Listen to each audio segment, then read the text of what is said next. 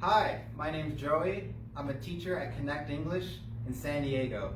Today I want to talk about relaxed speech. We have two questions that are very common in American English. What are you doing? And do you want to go to the beach?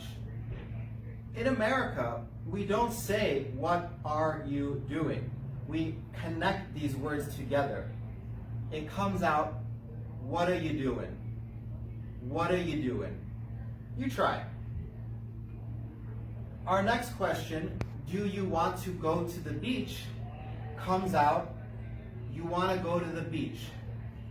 You want to go to the beach. Your turn.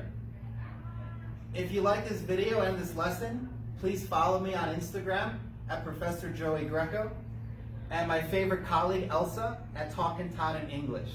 Thanks for watching. Have a great day.